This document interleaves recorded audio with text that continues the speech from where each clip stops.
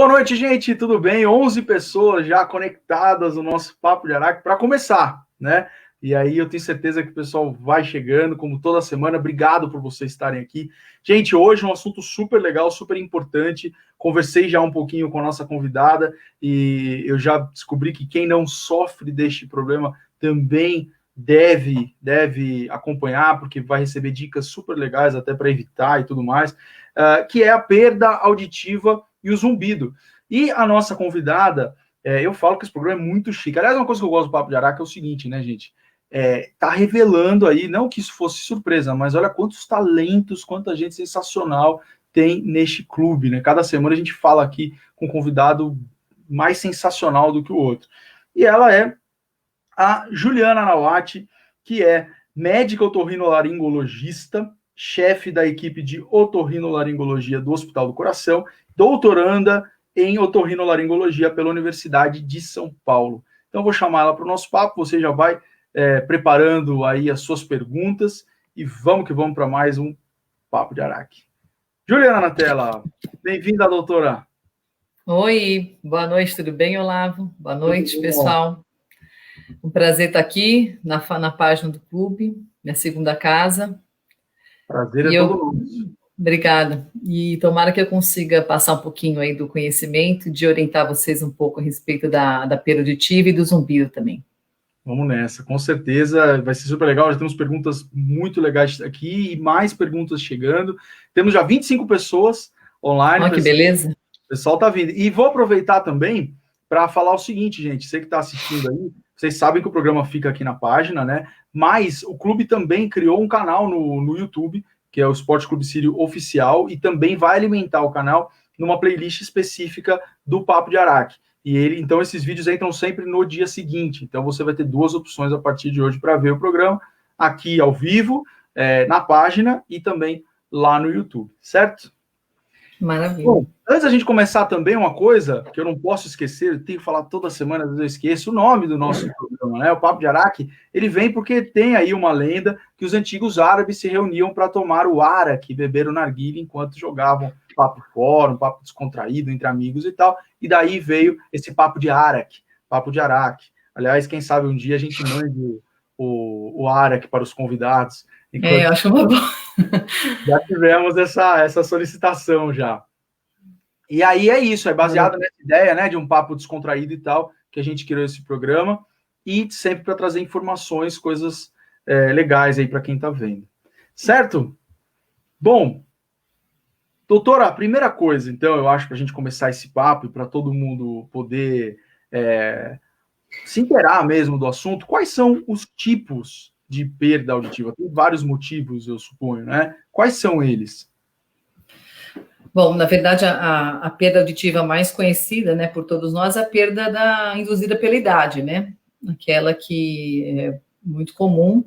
A partir de 35, 40 anos, a gente já começa a perder células auditivas. Não que já vai ser clinicamente perceptível, né? O paciente vai perceber mais perda auditiva em torno dos 55, 60 anos, mas desde os 35, 40, no máximo, a gente já começa a perder células auditivas.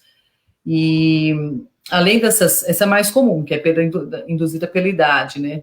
Que é uma perda natural. Fora isso, tem várias outras causas, tem desde perdas de condução do som, quer dizer, alguma coisa que esteja atrapalhando a entrada do som pela orelha externa, por exemplo, a mais comum é cera, rolha de cera que a gente chama, né?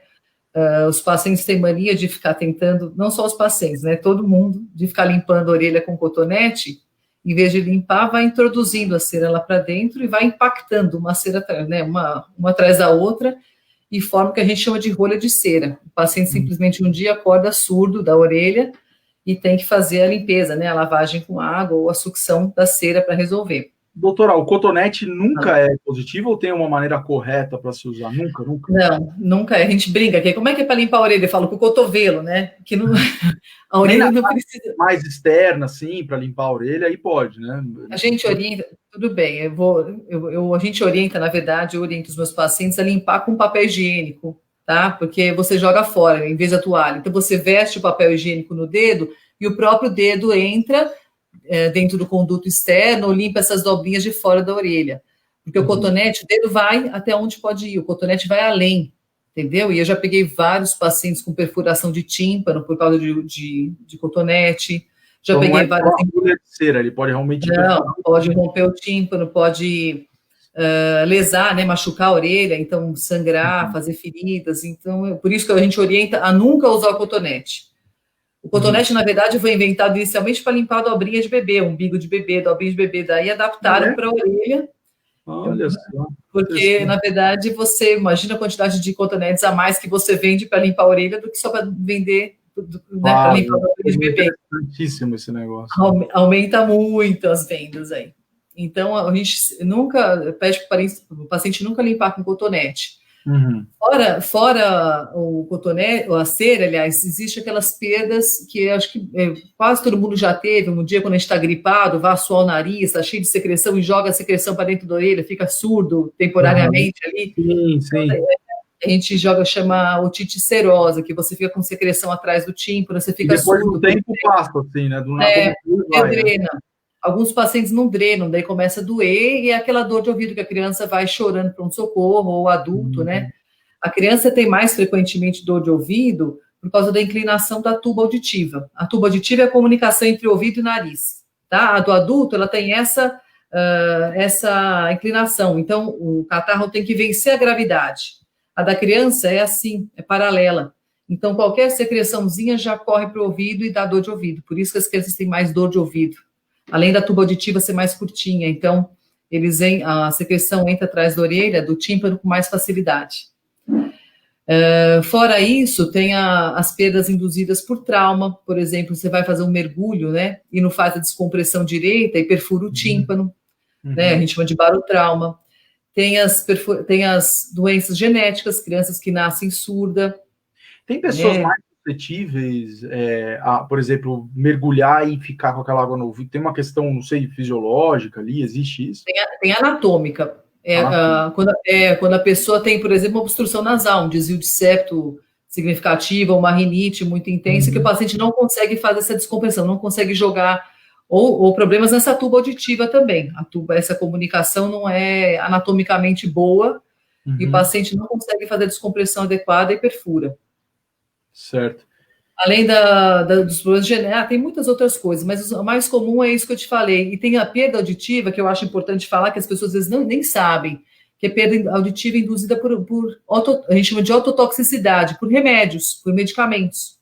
Então, tem vários remédios, inclusive alguns que a gente usa com frequência, que é anti-inflamatórios, antibióticos. Então, tem vários outros remédios que, se você usa a famosa cloroquina, que foi muito falada aí para o Covid, ela é ototóxica e tóxica para o labirinto. Ela é tipo uma BBB, né? Ela acabou de famosa, daqui a pouco já ninguém fala mais. Né? Perfeito, é exatamente isso. Então, Mas já tem gente colocando, não vou mais usar cotonete, daqui a pouco não vou mais usar antibiótico, o pessoal vai... Não é isso. Pânico aqui, né? Na verdade, tem que usar quando tiver indicação. As pessoas, agora, o controle das receitas médicas diminuiu muito a automedicação por antibiótico, então ajudou também a controlar esse tipo de perda. Mas acho que é basicamente isso. Então, um passando assim pelas perdas auditivas, tem muitas causas. O cotonete pode banir, o remédio aí faça, né, com a orientação. O remédio com moderação aí. Então, desculpa, botando em tópicos aqui, você falou da genética... Falei da idade, da genética, da cera, das infecções, dos traumas, dos medicamentos. Perfeito. Essas são as básicas aí. Tumores também, né? Tem tumores que causam perda auditiva, mas não é uma minoria, menos de 1% de causa, né? Certo. Bom, então, isso tem um outro problema sério que precisa resolver para resolver esse, né? Certo. Bom, já temos perguntas aqui que chegaram. Eu vou organizando, porque é um assunto do zumbido que a gente vai chegar depois, aí eu coloco na tela. Da Miriam. Vamos mandando aí, pessoal. Antes, doutor, eu esqueci de falar uma coisa. Você joga vôlei lá no clube, é isso mesmo? Jogo. Profissional? Não, menos. Falaram, olha, ela foi quase profissional e tal. Não, a gente jogou, eu, a Thaís, minha amiga tá aí, deve estar aí online. A gente jogou quando eu tinha dos 15 aos 17, né? A gente jogou pela federação, pelo clube. Olha só. Depois eu joguei pela faculdade, joguei 6 anos pela faculdade. Daí agora, depois eu voltei a gente está no time de Master, nós passamos para o C1, fomos campeão ano passado, agora passamos para o C1, e estou morrendo de saudade de jogar. Não Olha, vejo a hora, os treinos estão é uma voltando delícia, semana né? que vem. Nossa, eu vou ler muito. Eu falo que é minha terapia. Quando eu estou com raiva, eu vou lá, dou uns tapas na bola e volto nova para casa. Só não pode dar uma bolada no ouvido, né, doutor? Não, boa, tem que proteger. Muito bem, então, bom, já sabem quem estiver no clube querendo botar uma bolinha, se o doutor estiver envolvido. E tem maneiras de evitar, esse porque é mais comum a gente ver pessoas de idade, pelo menos para os leigos, né, como eu acho que é mais comum a gente ver pessoa de idade com aparelho e tal. Tem como evitar essa perda de que vem com a idade para tanta gente? Na verdade, assim, a genética é muito importante, a gente não tem o que fazer contra a genética. Então, assim, se sua família tem histórico de quando seus pais, seus avós ficavam mais velhos, eles ficam mais surdinhos, provavelmente você tem essa herança também, e isso não tem como você atuar aí, entendeu? Aí não tem como controlar. O que existe é o resto, você tem que cuidar do que você pode, que é a sua saúde auditiva, que a gente chama. Você tem que evitar durante a sua vida toda expor o seu ouvido a ruídos desnecessários, tá? Então, assim, a gente pede para o paciente que trabalha com maquinário, com ruídos excessivos, sempre usar os EPIs, né? Que são aquelas proteções, os fones e, enfim.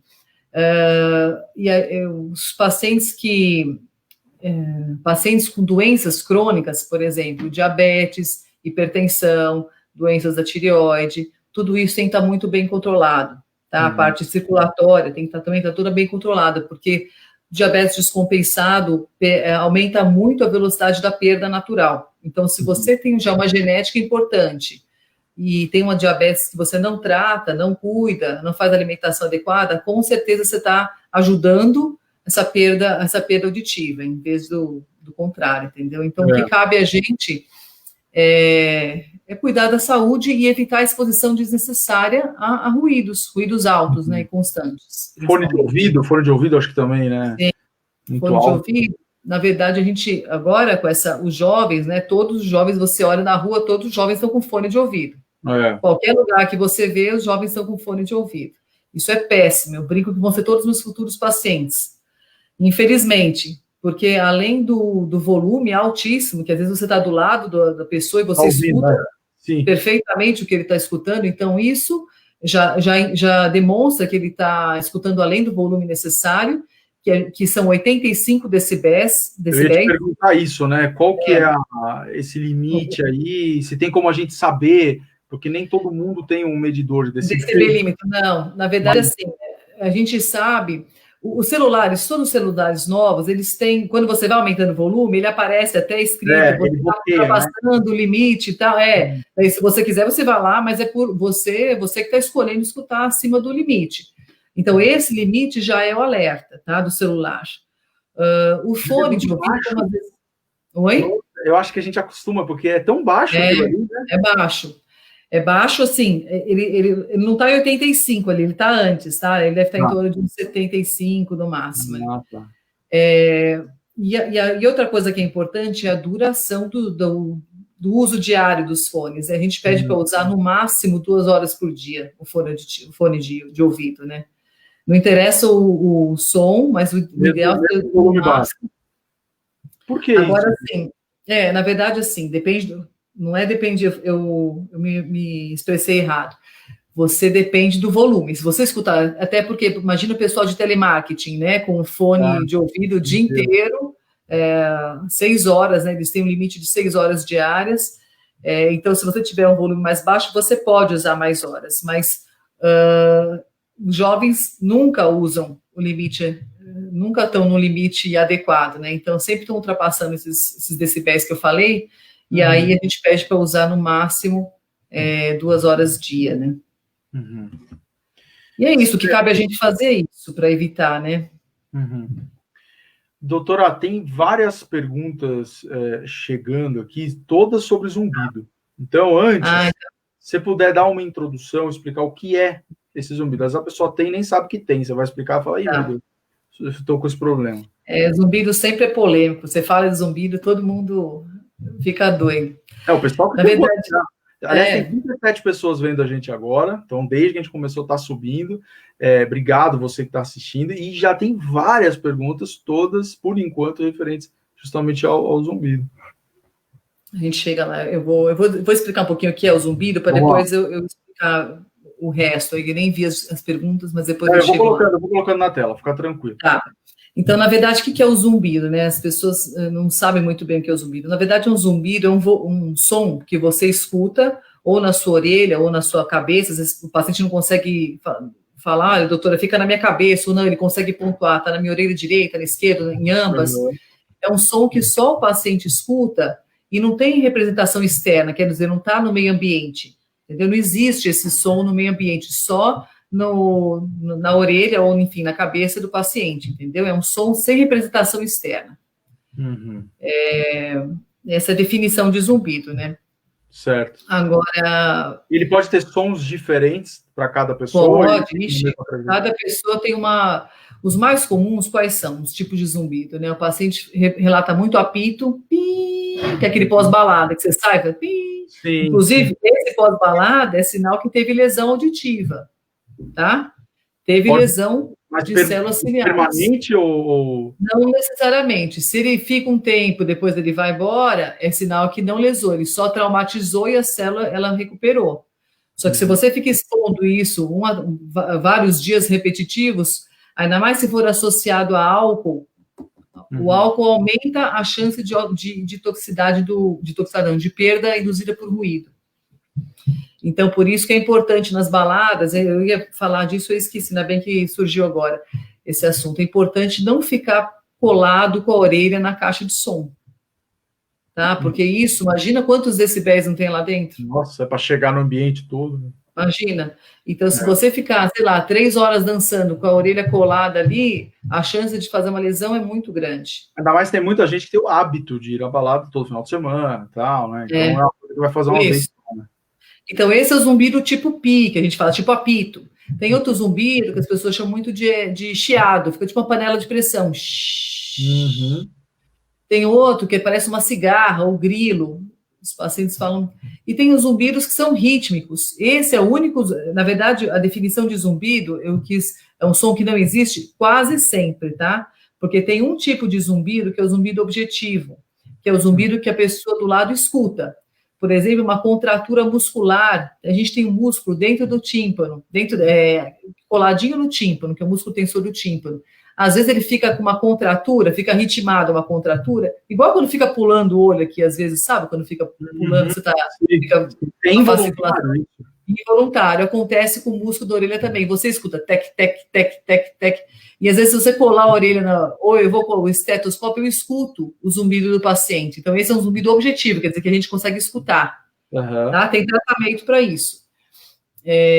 Mas a maioria dos zumbidos são esses outros que eu te falei, o apito, o chiado, a cigarra, esses são os mais comuns, né?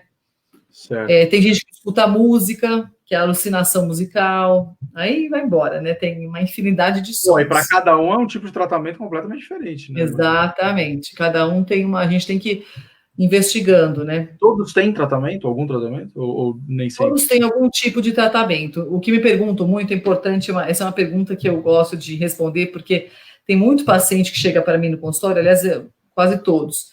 Doutor, eu já passei em outros médicos, me falaram que zumbido não tem cura. Isso não é verdade, tá? O zumbido tem cura. Todo mundo que você vai conseguir desligar o zumbido, que você consegue fazer o paciente não mais escutar o seu zumbido? Não, não é todo mundo que a gente consegue. Depende muito da causa. Mas, pelo menos, a gente consegue atuar no incômodo que o zumbido traz na vida do paciente.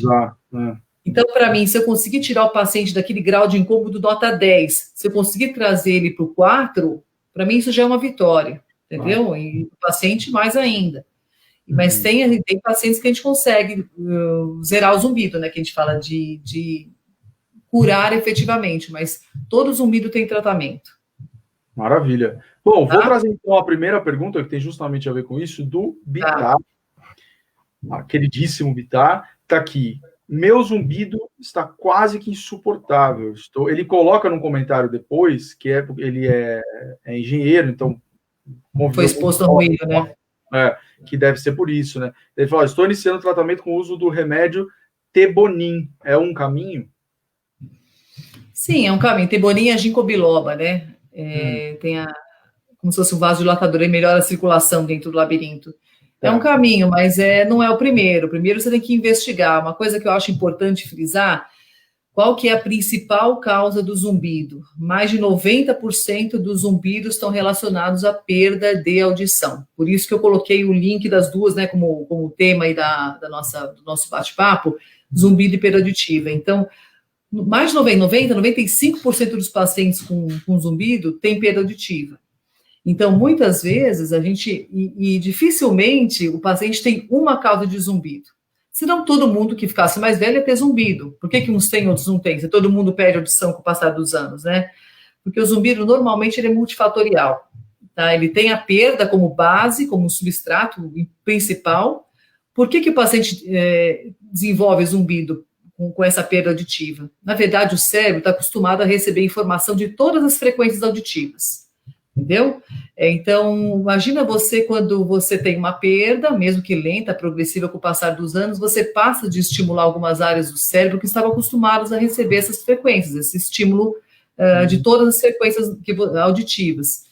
E o cérebro tem uma capacidade a gente chama de neuroplasticidade, né? Ele quer se compensar. Qualquer trauma que ele sofre, ele quer compensar de alguma forma essa perda. Então, ele começa a estimular áreas que não estavam estimuladas antes, estimular mais do que deve-se, na verdade. E você começa a estimular áreas que não tem estímulos nessas frequências que você está estimulando cerebralmente, né, ali no cérebro, na verdade. Então, o seu próprio cérebro acaba gerando o seu zumbido, porque todas as vias auditivas ficam super estimuladas, e aí acaba gerando esse zumbido. Então, no caso dele, na verdade, tem que investigar. Provavelmente ele tem uma perda auditiva, ainda mais que ele está engenheiro, né? Trabalhou há anos com som alto, mas ele, como eu te falei, outras coisas que estão associadas aí é a alimentação, que depois a gente pode falar um pouquinho, o estilo de vida, a parte circulatória, que aí entraria o Tebonim, que ele está tentando.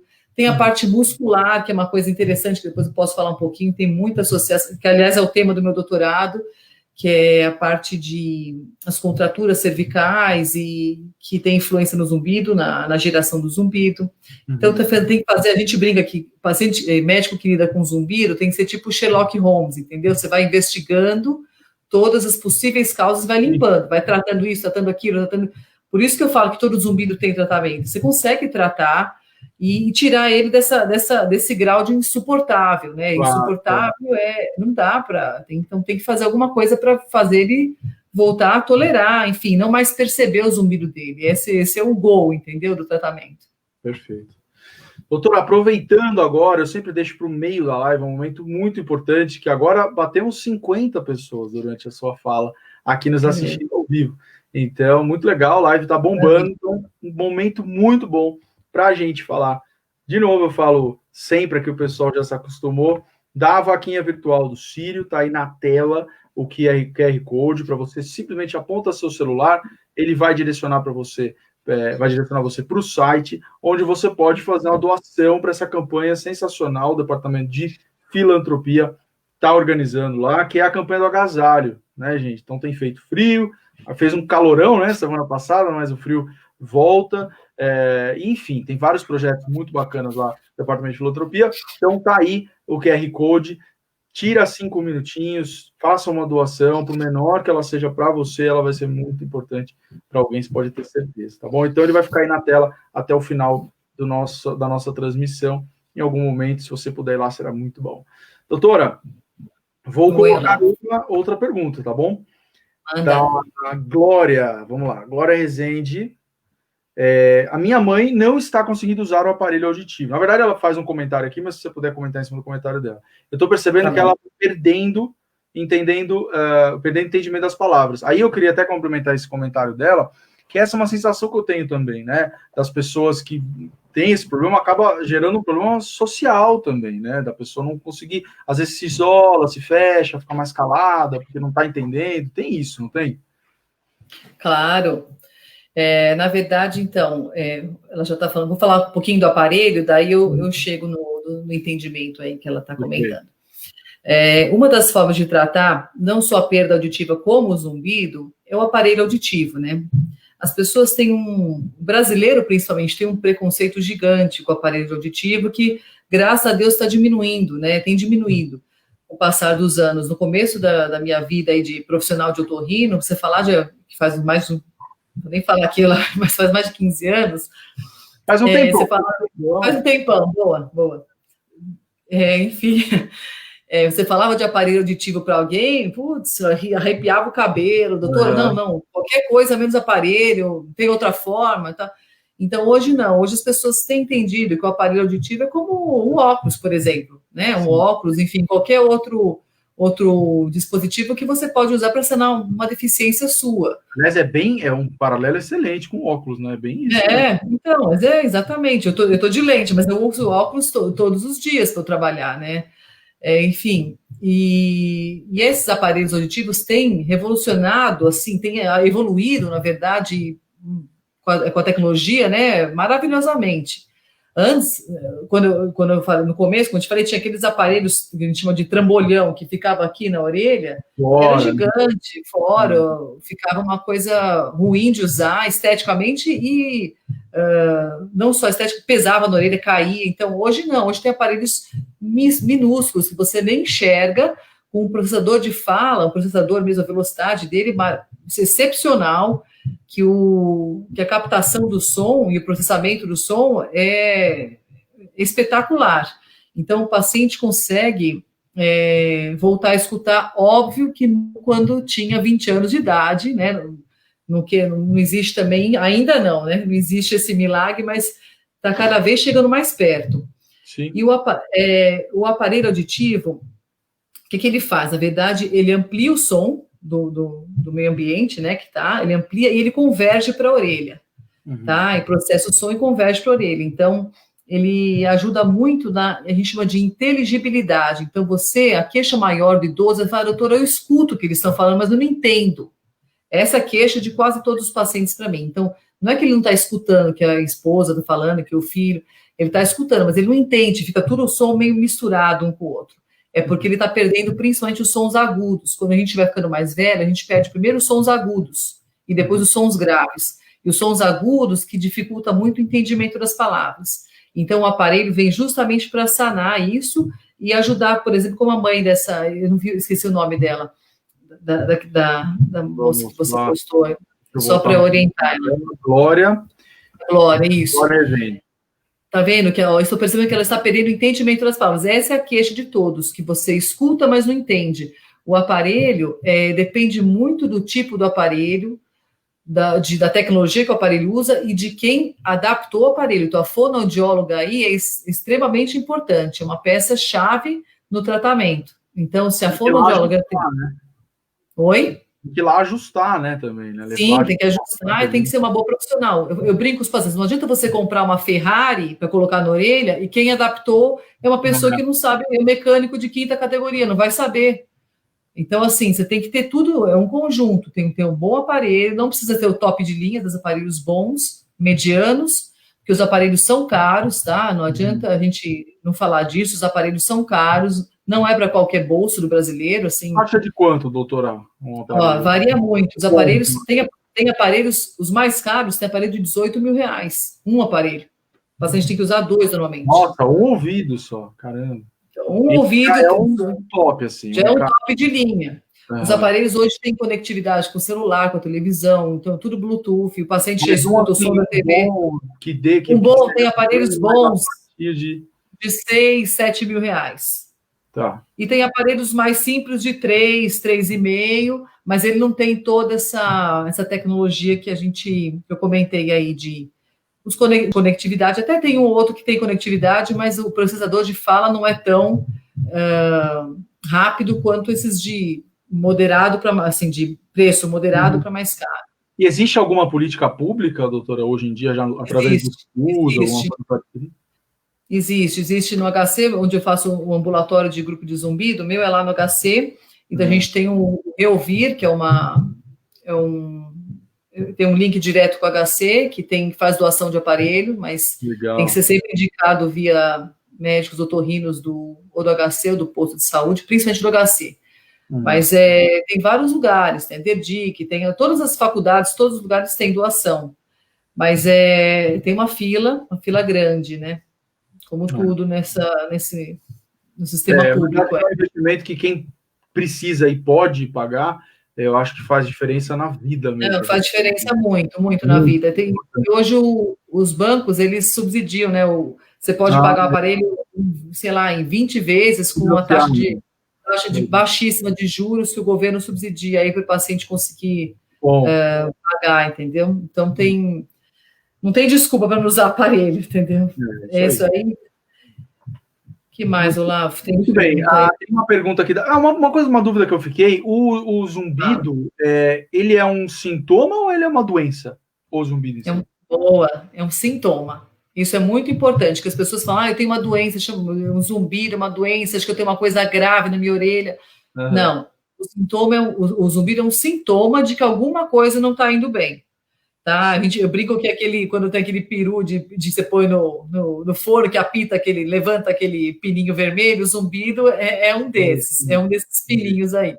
Então tem alguma coisa. Ajuda o médico, então, né? E ajuda o médico a gente pesquisar alguma coisa que não está funcionando bem. Ou é a audição que caiu, ou descompensou um diabetes, ou apareceu um hipotiroidismo, ou o paciente está fazendo... Eu acho legal falar, que eu não cheguei a falar, da alimentação. O que a alimentação tem a ver com o zumbido, né?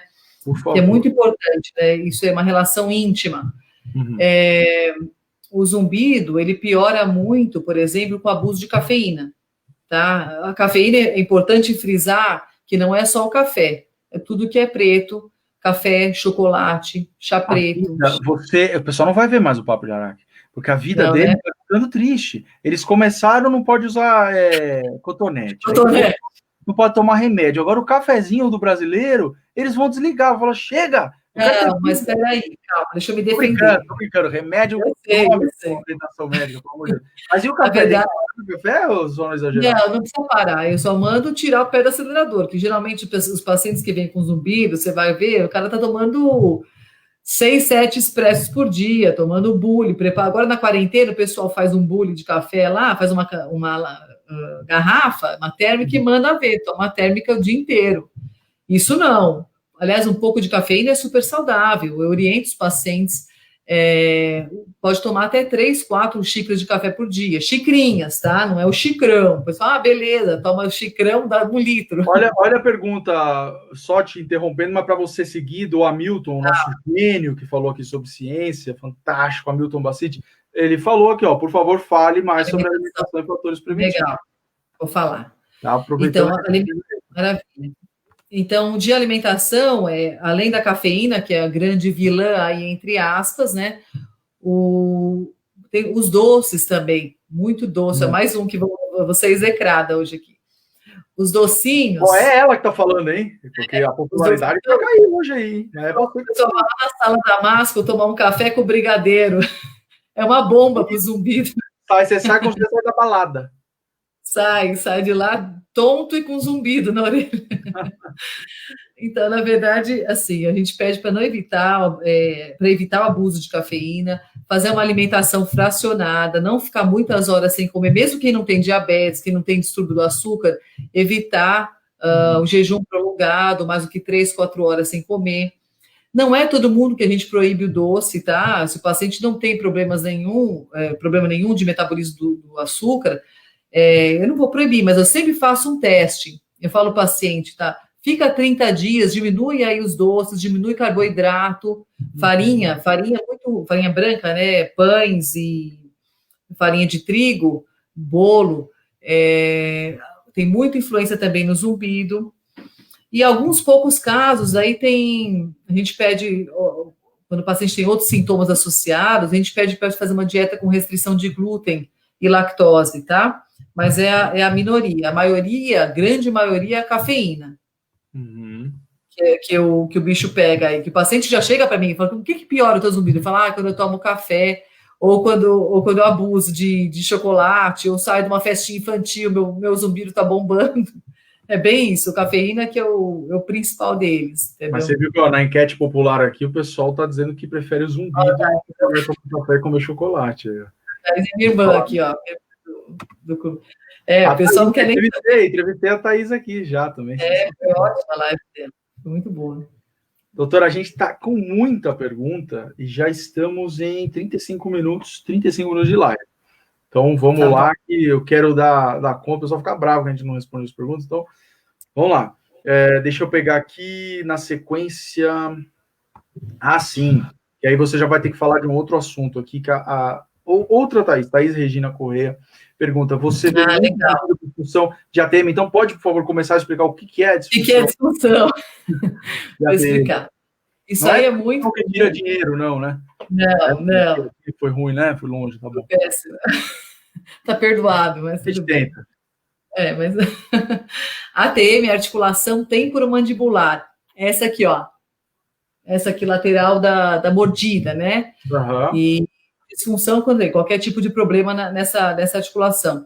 É uma queixa muito comum no consultório de otorrino e tem relação muito íntima com o zumbido. Então, por que os pacientes vêm para o ambulatório de zumbido, né, com a ATM? Muitos pacientes queixam de dor de ouvido e falam, doutor, minha orelha fica dando umas pontadas, às vezes dói, depois passa, depois de um tempo dói de novo.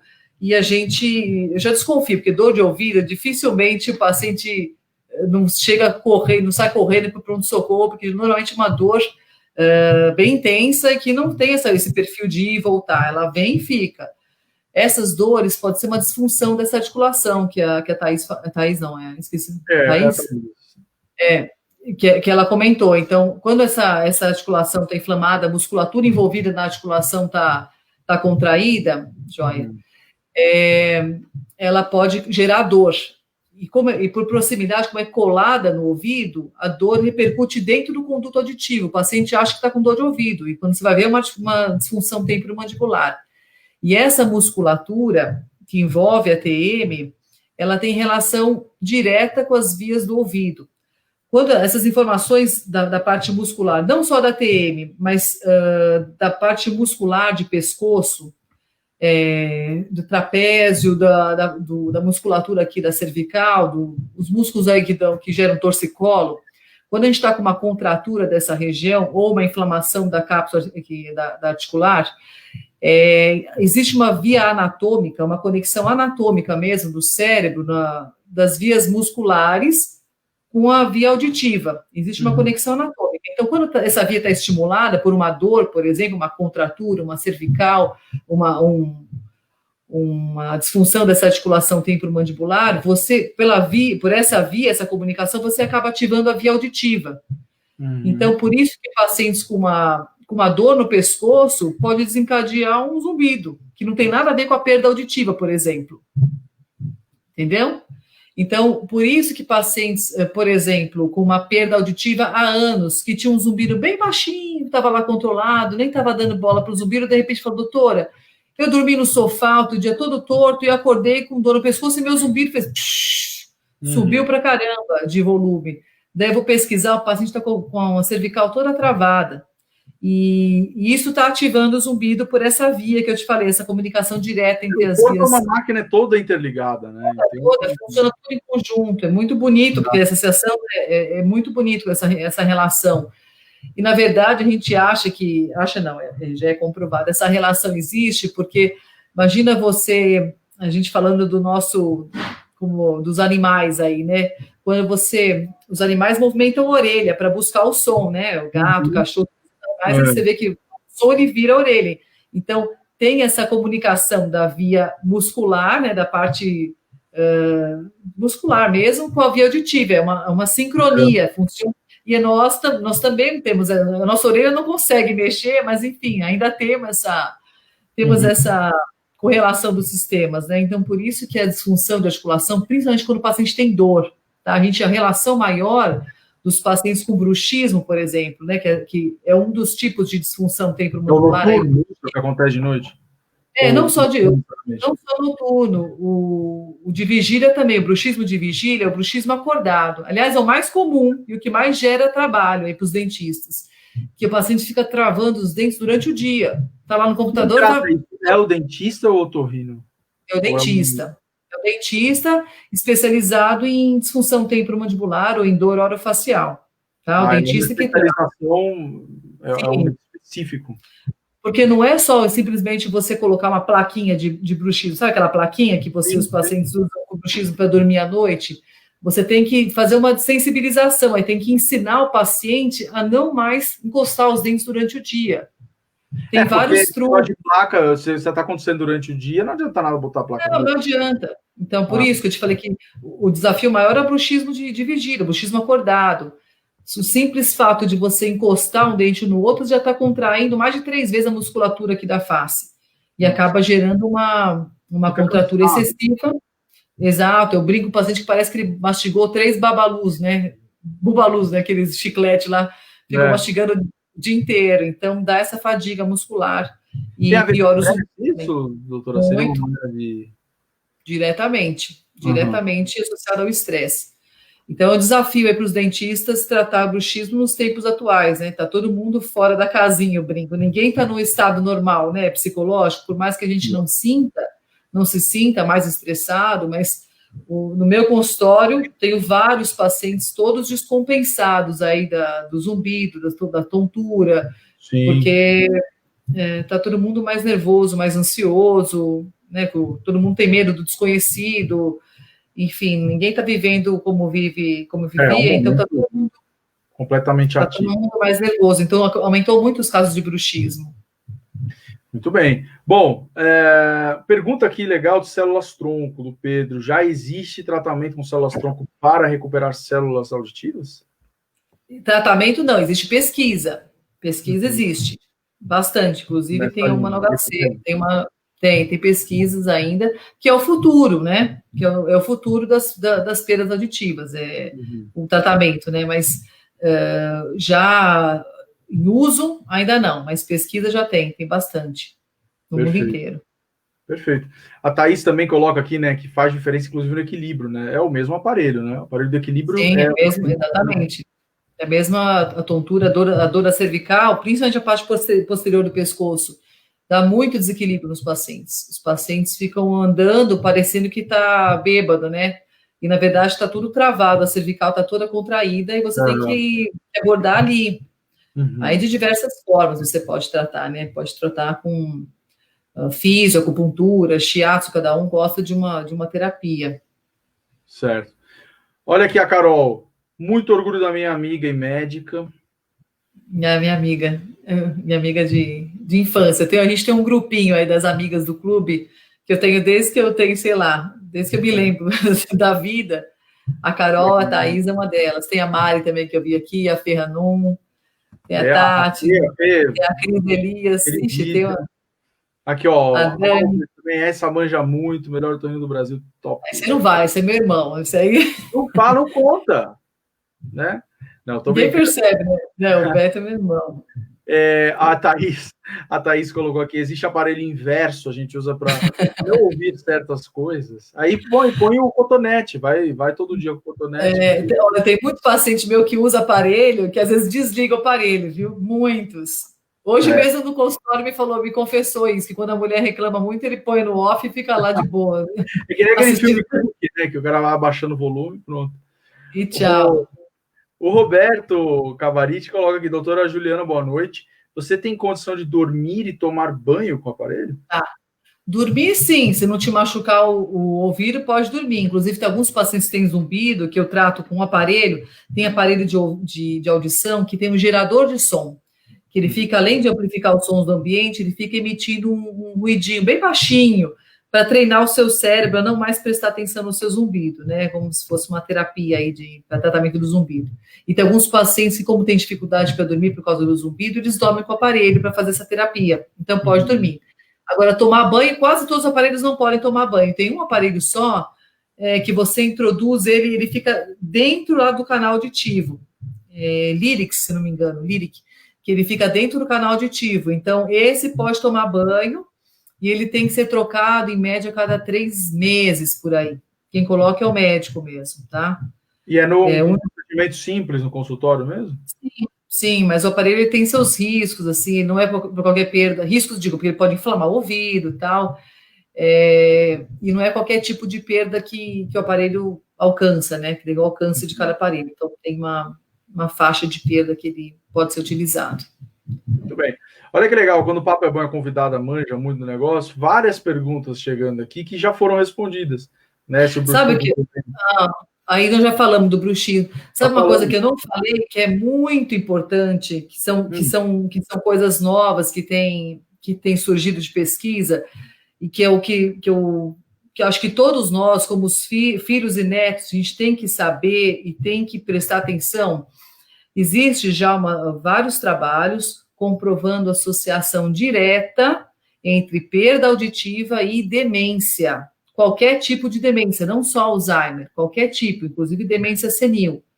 Então, a gente, por exemplo, um paciente que tem... A perda auditiva pode ser um sintoma de alguma doença.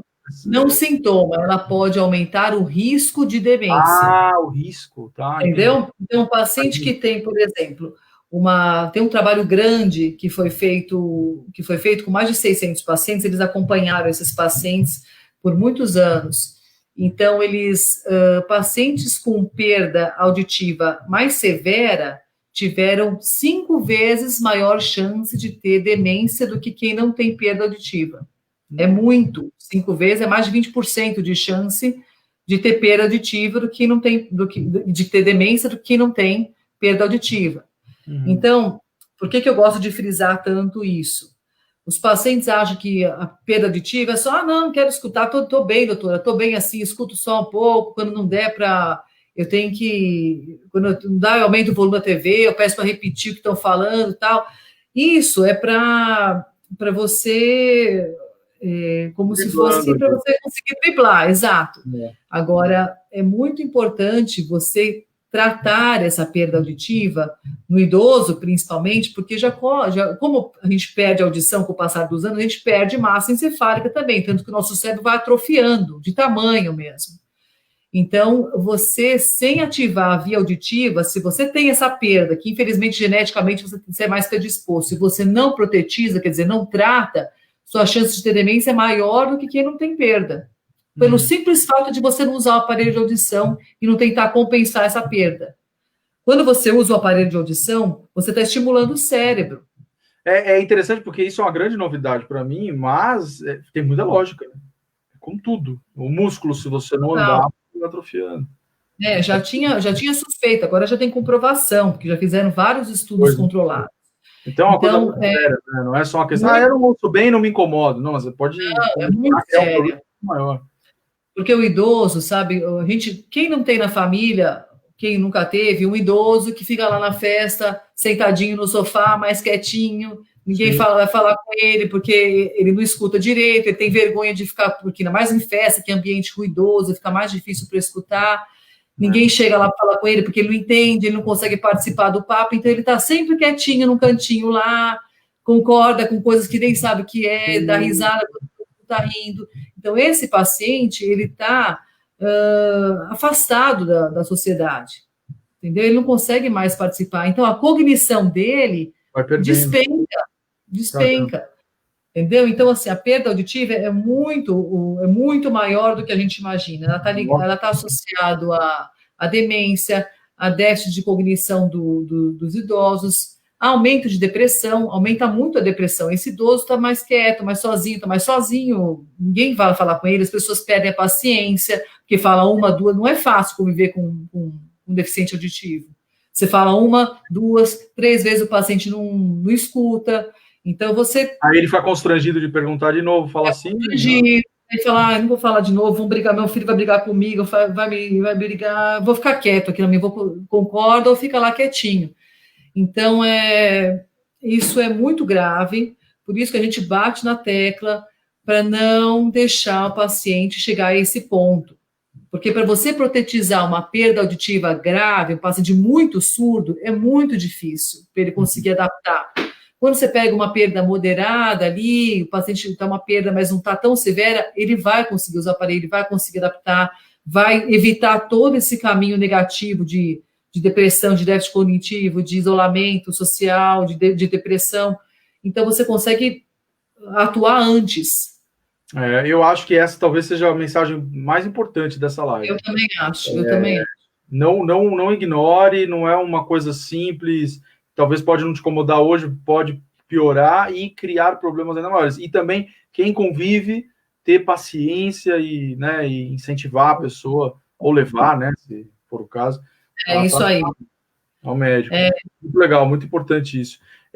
Doutora, a gente está faltando aqui 10 minutos, tem muita pessoal, olha, muito legal hoje, muita gente assistindo, várias perguntas.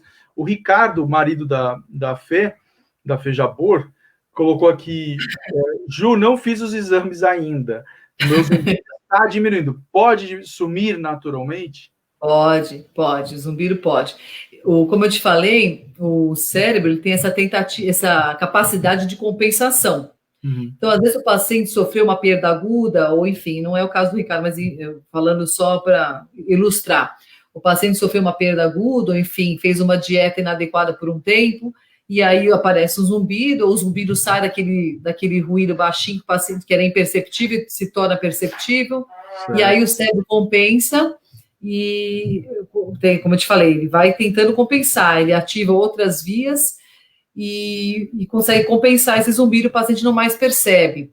Mesma coisa a alimentação, o paciente volta a fazer uma dieta mais adequada e o zumbido volta ao normal, ou o paciente estava contraído, todo tenso, e passou aquele momento de estresse, a tensão vai embora, o zumbido volta, então pode sumir naturalmente, sim.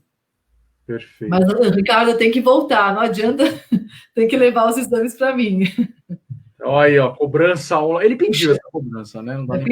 Pediu uma cobrança aí pública. Nosso querido Nabil pergunta aqui. Doutora Juliana, perceber o silêncio externo e interno ainda é uma boa terapia? É sim. Na verdade, não é a terapia indicada para os pacientes com zumbido, tá? Os pacientes com zumbido, tudo que não quer é que ele fique focando a atenção no zumbido. Tá? A gente, na verdade, tem até isso é meio controverso ainda, tem uma técnica nova de relaxamento, talvez o Nabil conheça, que é mindfulness, né, ou mindfulness, que é você conhece essa técnica de meditação? Até a Karina, que é uma amiga minha, está fazendo um trabalho que ela quer fazer o paciente aceitar o zumbido, então ela quer que o paciente escute o zumbido e aceite, entendeu? Como se fosse, ela faz todo um trabalho, não é assim simplesmente como eu estou falando, estou falando uma besta aqui, mas não é assim, é todo um trabalho de você vai querer matar depois que eu falar isso, o trabalho dela vai querer matar. Mas enfim, ela quer fazer o paciente entender o zumbido e agora os pacientes com zumbido, no primeiro momento eu falo para o paciente, olha, não fica no silêncio absoluto, tá? Porque o seu zumbido não vai ter som externo para camuflar ele, você vai perceber mais e vai ficar mais irritado. Sim. Então, no primeiro momento, eu peço para ele evitar o ruído, o silêncio, aliás, ficar no ruído mais,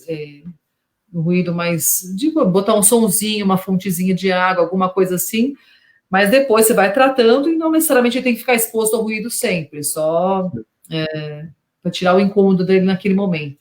Legal. Bom, a Sandra, agora a gente vai ter uma acelerada, senão muita pergunta, muita gente já peço desculpa, não vou conseguir colocar na tela, vocês me perdoem. Aliás, acho que tem pauta que a gente combinou antes também, que não consegui falar, mas fazer o que né? Quando o papo é assim mesmo. A Sandra fez uma pergunta bem interessante. A Sandra é fonoaudióloga, né? Aí, ó. Então é de especialista para especialista. Você pode comentar sobre o zumbido relacionado com a gestação gemelar sem a perda auditiva? Ô, Sandra, vamos lá.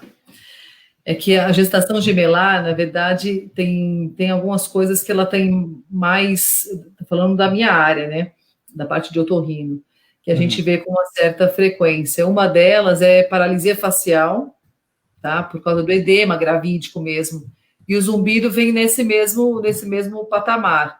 Você pode ter um edema do nervo auditivo, edema é inchaço, tá? É o jeito chique de falar inchaço.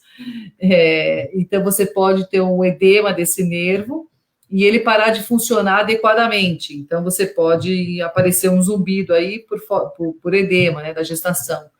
Ou até por alteração de metabolismo da grávida, né? Às vezes por alteração do metabolismo de insulina, de glicose, você também pode gerar um zumbido na gestação de gemelar. A gestação de gemelar tem muito mais esse tipo de problema do que gestação habitual.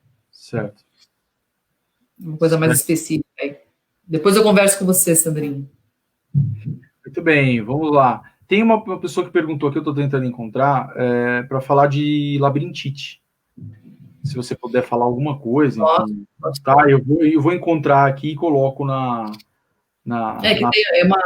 uma relação íntima, né, de perda auditiva, de zumbido, é que o pessoal chama de labirintite, né, qualquer tipo de tontura. A gente não usa mais esse termo, tá, na verdade.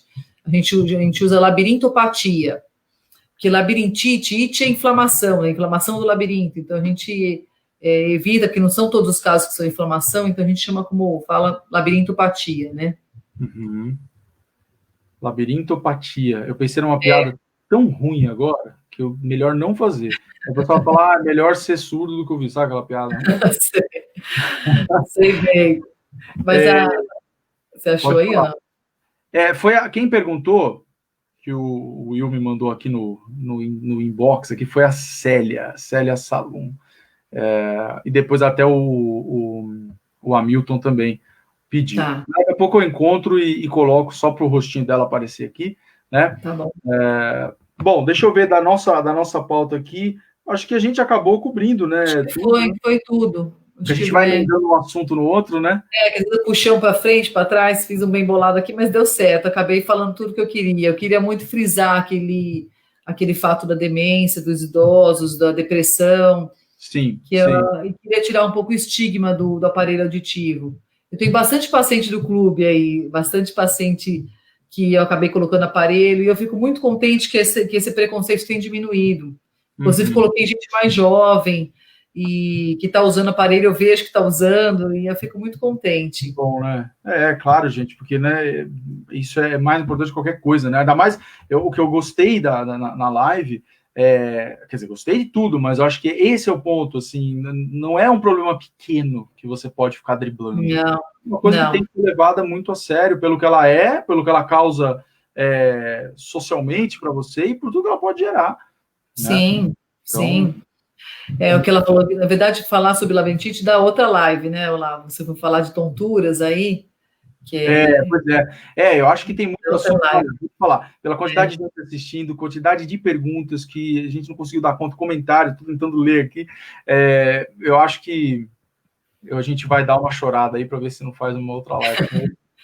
Na verdade, porque realmente tem uma infinidade de causas de tontura, mas é bem parecido com o zumbido e, enfim, a gente frisa muito na parte de alimentação, de alimentar, né? O labirinto é mais sensível ainda, com os abusos de cafeína, de carboidratos e doces. A gente tem vários receptores aí de glicose, de insulina no labirinto, então mais uma aí, mais um puxão de orelha.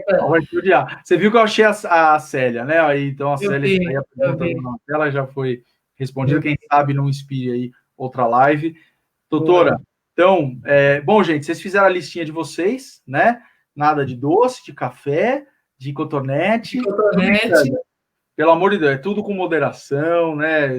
Eu não sou aquelas médicas chatas que proíbem de tudo, porque eu acho que a vida fica sem graça. Claro. Mas eu sei que bom senso, meu marido fala que bom senso não existe, né? Mas eu acredito ainda no bom senso, eu acredito que as pessoas consigam ter esse equilíbrio, né? De você, se eu encheu a cara de doce um dia, segura aí uns 2, 3 dias sem doce, não vai tomar café. Então, assim, é um meio termo, né? É isso aí. Tudo uma questão de equilíbrio, né? A gente fala muito, sempre que eu falo com um médico aqui, a gente chega nessa mesma conclusão. Bom, porque tem segredo, né? Isso aí. Muitos comentários aqui de palminhas, de parabéns. Eu também aqui um monte dos comentários aqui, tô super feliz. Colocando aqui o que eu posso na tela.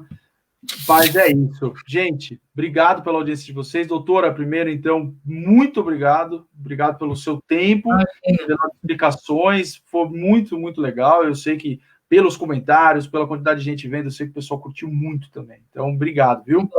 Fiquei contente de ter cooperado e ter ensinado um pouquinho. e dar uns puxões de orelha aí para o pessoal se cuidar melhor. Isso aí.